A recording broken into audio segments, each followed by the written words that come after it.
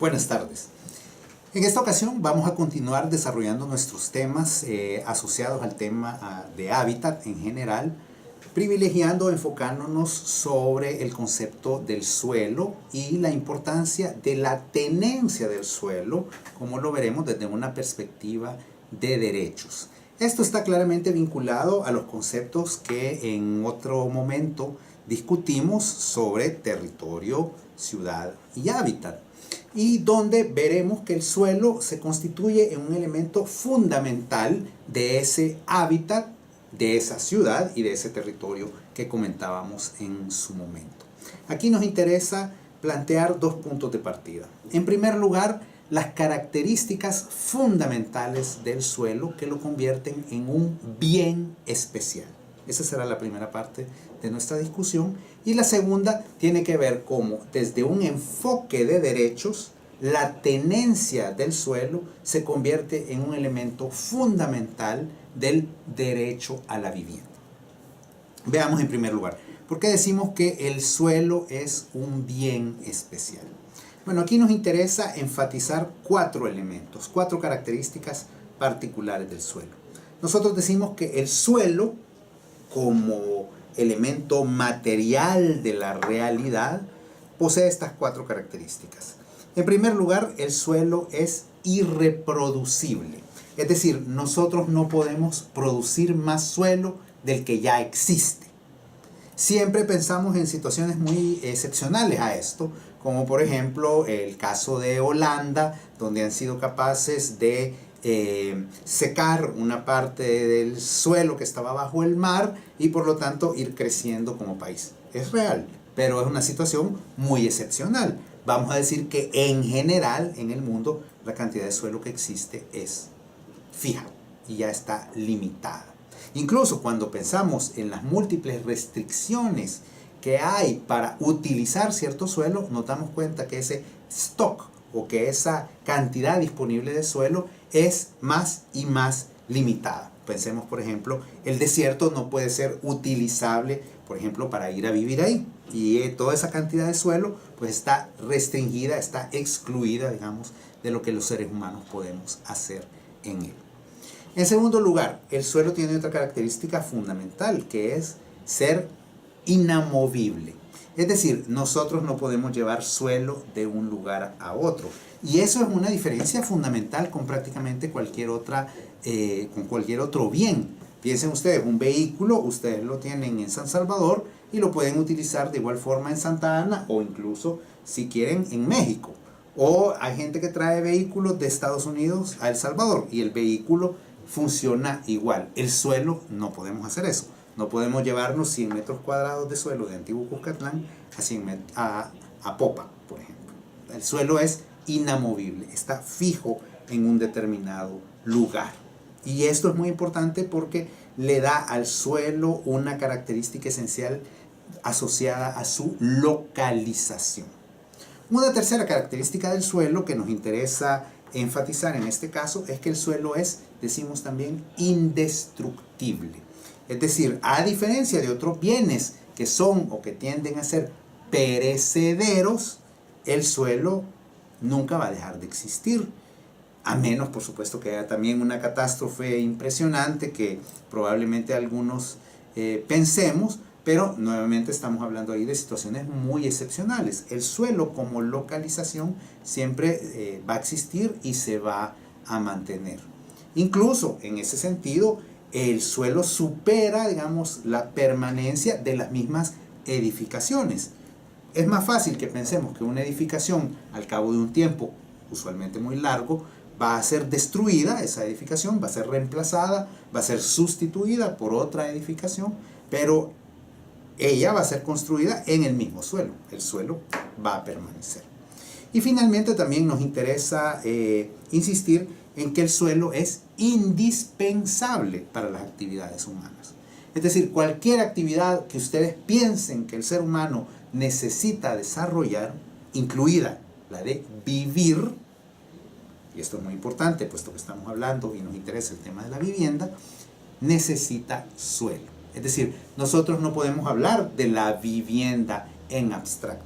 La vivienda está localizada en un determinado suelo y por lo tanto la vivienda va a tener muchas de las características que esa localización y ese suelo ya trae consigo.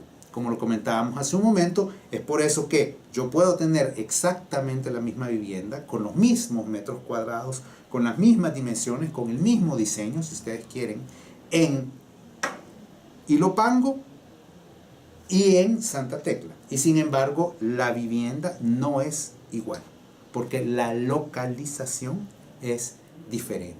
Entonces, estas 4 características hacen que el suelo sea un bien muy particular y que por lo tanto amerita desde nuestra perspectiva y de la perspectiva que comparten organismos internacionales como por ejemplo las Naciones Unidas, ameritan un tratamiento especial. No podemos tratar al suelo como cualquier otra mercancía.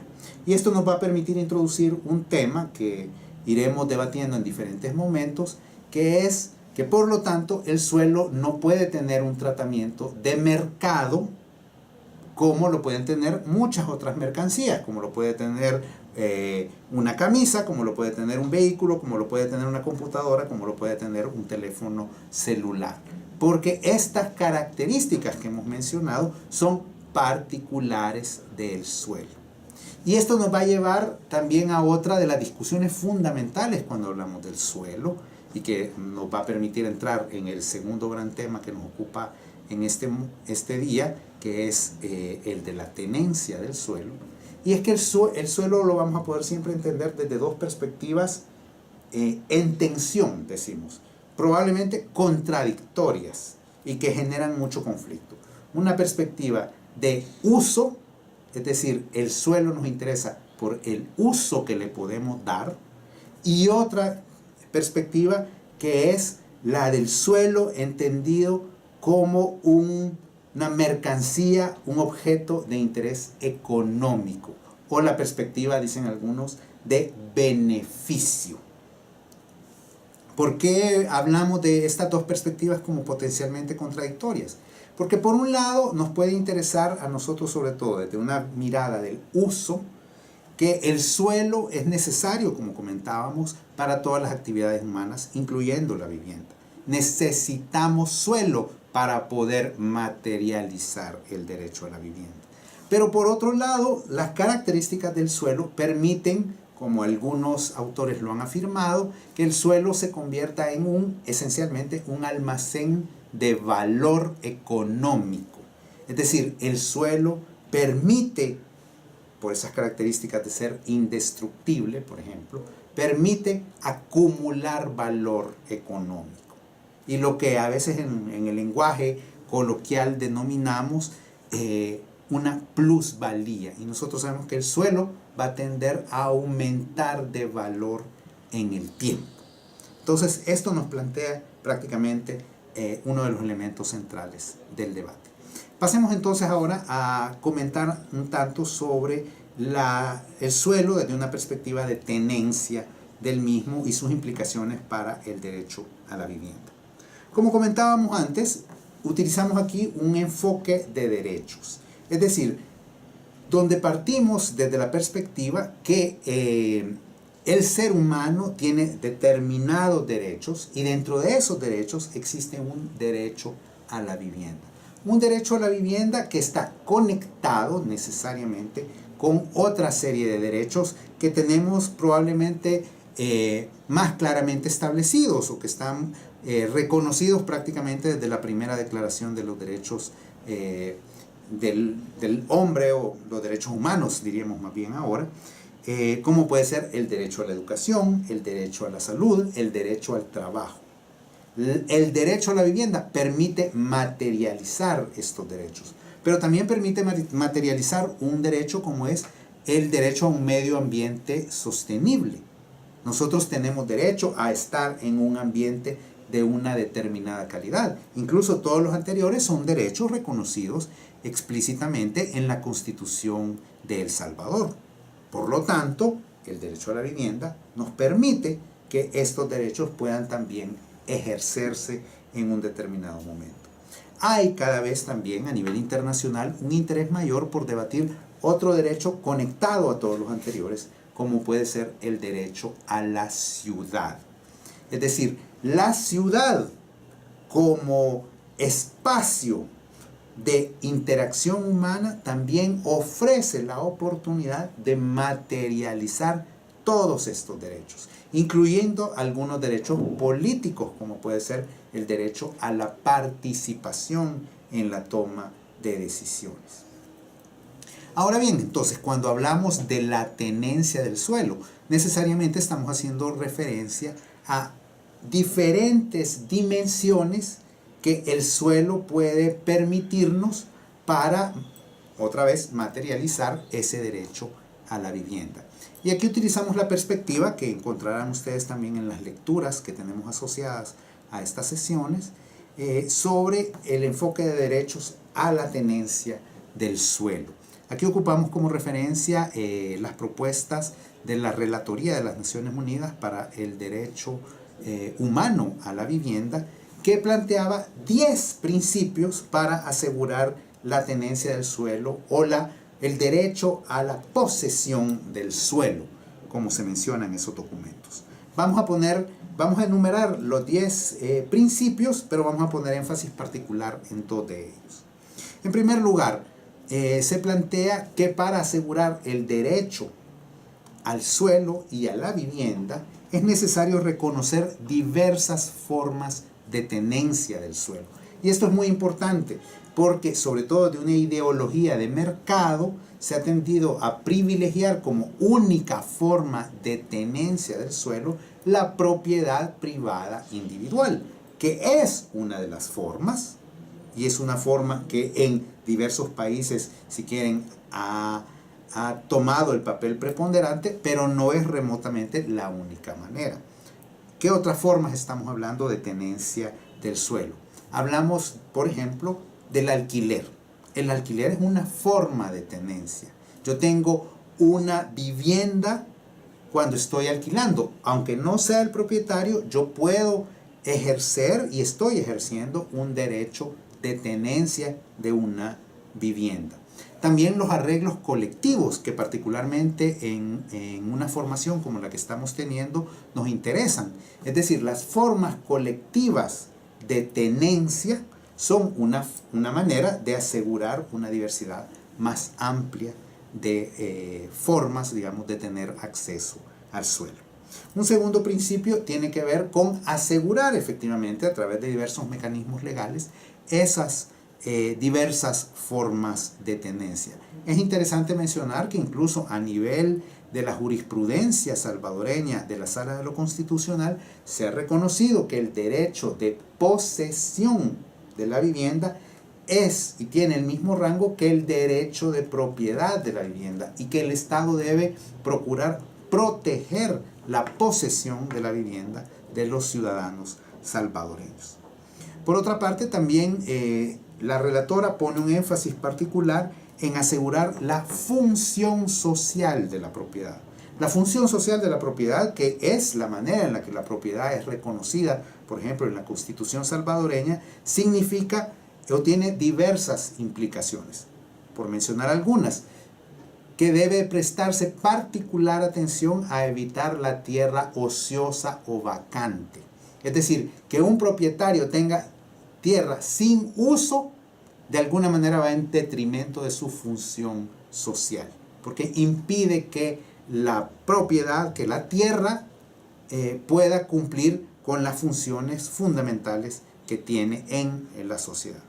Por otra parte, también se refiere a evitar la especulación, es decir, al manejo exclusivamente económico del uso del suelo, o incluso a que el libre mercado y por lo tanto el poder económico sea la única forma de definir los usos del suelo.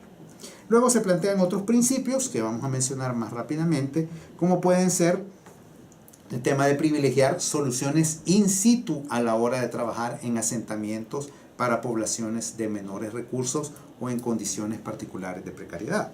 También tiene que ver con evitar cualquier forma de discriminación en base a la tenencia del suelo. Es decir, políticas que privilegien únicamente a los propietarios, dejando de lado, por ejemplo, a aquellos que están involucrados en arreglos colectivos o que son arrendatarios o alquilan su vivienda. Otro elemento que se señala es de una perspectiva de género vinculada a la tenencia del suelo, que es un tema que cada vez va teniendo mayor interés y que procura reconocer la condición particular de las mujeres, muchas mujeres jefas de hogar, y la seguridad en la tenencia que ellas deben disponer dentro de la sociedad. Otro elemento importante es justamente evitar que las reglas del libre mercado excluyan a determinadas poblaciones. ¿Qué significa esto? Si lo vemos en el sentido más profundo, es que el criterio de capacidad de adquisición económica no sea el único criterio para tener acceso al suelo y que por lo tanto el Estado pueda garantizar el acceso a una tenencia segura, insistiendo que no quiere decir propiedad privada individual, a cualquier población independientemente de sus capacidades económicas o de cualquier otra característica, como por ejemplo la edad, el sexo u otra que pudiéramos identificar. Esto también tiene que ver con promover el derecho al suelo dentro de los proyectos de cooperación internacional. Y esto es muy interesante y está muy vinculado a toda la estrategia, digamos, que motiva este curso, como es que los proyectos de cooperación faciliten efectivamente que estas otras formas de tenencia, los arreglos colectivos, cooperativos, puedan tener una viabilidad dentro de los diferentes países. También tiene que ver con empoderar a estos grupos más vulnerables, es decir, grupos de escasos recursos, grupos de mujeres, grupos donde haya población con discapacidades físicas, por ejemplo, deben ser empoderados para que puedan tener acceso al suelo. Finalmente, también el 10º principio que la relatora plantea es que debe haber un acceso a la justicia y, si se quiere, que el órgano judicial esté sensibilizado ante estos temas. ¿Por qué? Porque en general en la sociedad ha prevalecido un enfoque patrimonialista, decimos, donde lo que se favorece es el derecho a la propiedad. Y lo que queremos insistir es en que el derecho a la propiedad existe, efectivamente, es también un derecho humano, pero que a la par de ese derecho a la propiedad hay un derecho a la posesión o un derecho, como hemos estado insistiendo en esta sesión, a la tenencia segura del suelo para poder viabilizar nuestro derecho a la vivienda. Muchas gracias.